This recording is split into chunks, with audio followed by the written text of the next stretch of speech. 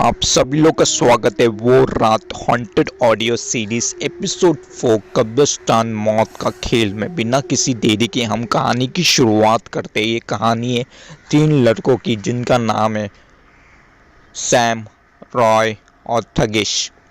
वो तीनों best friend थे, तीनों अच्छे दोस्त थे, तीनों एक ही कॉलेज में पढ़ते थे।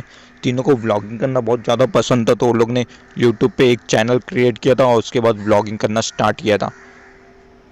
और व्लॉगिंग भी बहुत अच्छी व्लॉगिंग करते थे वो लोग। जब सैटरडे संडे आता था, जब उनके कॉलेज की छुट्टियां चालू, कुछ कॉलेज की छुट्टी होती थी सैटरडे संडे, तो वो लोग अच्छी जगहों पे जाके व्लॉगिंग करते थे और उस व्लॉगिंग करने के बाद उसे अपलोड करते थे और अच्छा खासा उनके सब्सक्राइबर्स थे, अच्छा खासा लाइक आता था और व्यूज़ भी अच्छे खासे आ जाते थे उनके चैनल पे।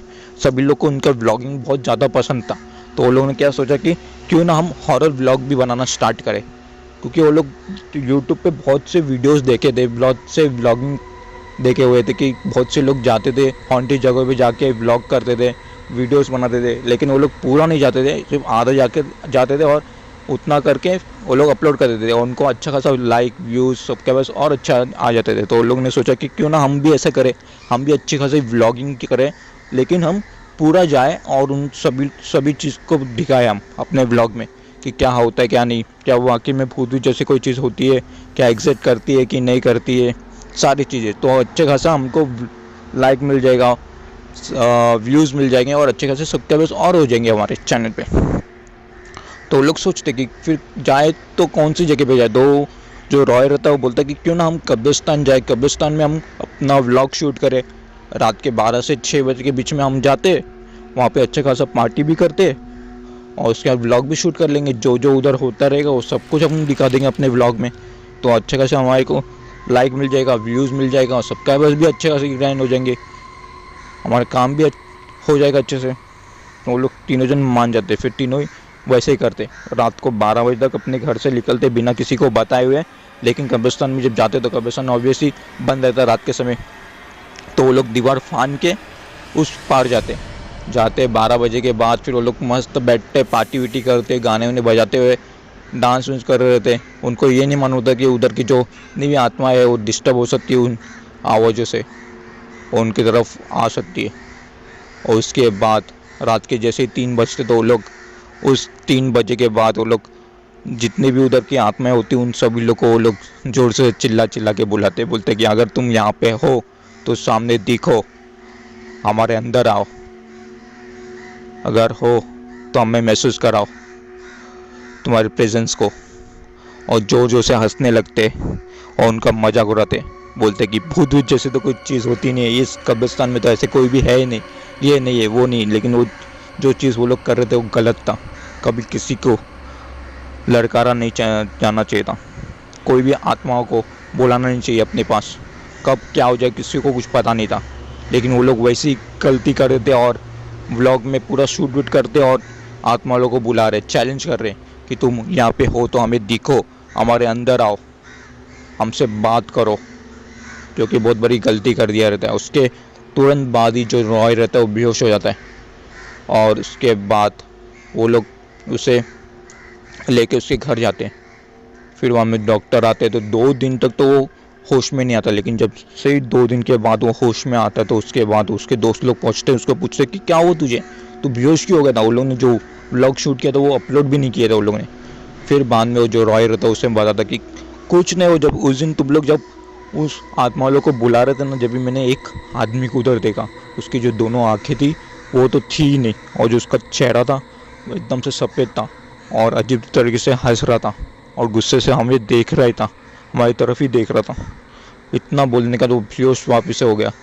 और उसके बाद जैसे वो लोग दोनों भी अपने घर गए तो उनको भी वही सब वो लोग अपने मन में सोच रहे थे कि रॉय जो है वो कभी झूठ तो बोलता नहीं है, तो क्या सच में उधर कोई भूत वूत था, क्या हमने बहुत बड़ी गलती कर दिया, ऐसा सब बोल के ये सारी चीज़ें वो लोग सोच रहे थे। उतने में वो लोग भी जो थे बीमार हो गए थे, उनकी भी जो तबीयत थी वो पूरी तरह से बिगड़ चुकी थी, वो लोग भी बीमार हो चुके थे। और तीनों ही अपने घर पे जब बीमार थे तो रात के समय वो लोग चिल्ला चिल्ला के ये बोलते थे कि हमें छोड़ दो, हमें माफ़ कर दो, हमें मत मारो।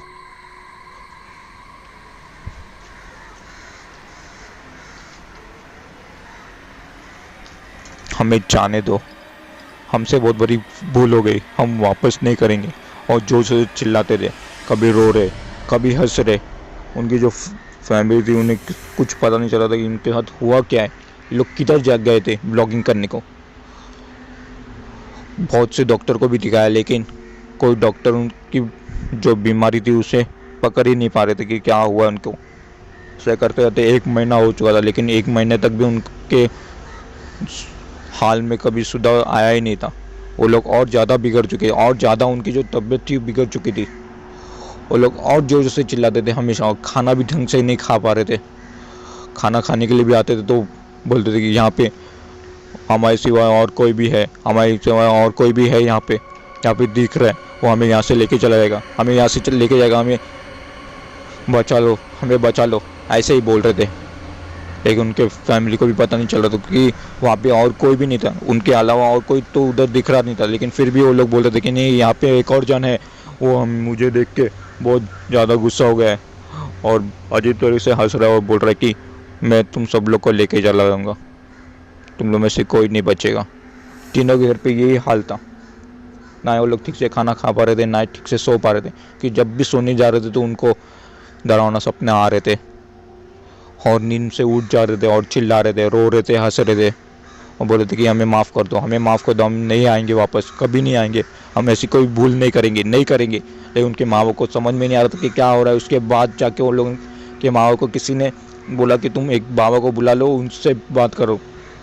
जैसे तैसे वो लोग गए, उस बाबा को बुलाए। बाबा को बुलाने के बाद जैसे वो बाबा आया, उस बाबा ने जैसे ही उधर उनके बेटे लोग के ऊपर हाथ रखा तो उसके बाद वो लोग ने, उस बाबा ने सिर्फ एक ही बात बोला कि ये लोग तीनों के तीनों गए हुए थे कब्रिस्तान में गए, उधर पार्टी किए, ज़ोर ज़ोर से नाचे गाए, गाना बजाए और उसके बाद उन्होंने उन सब आत्माओं को बुलाने की कोशिश की कि बोले कि अगर तुम यहाँ पे हो तो हमारे सामने दिखो, हमारे अंदर आओ, अगर हो तो हमें महसूस कराओ तुम्हारी प्रेजेंस। जो कि बहुत बड़ी गलती कर दिया था इन लोग ने पार्टी करके और उधर जोरों से चिल्लाते हुए।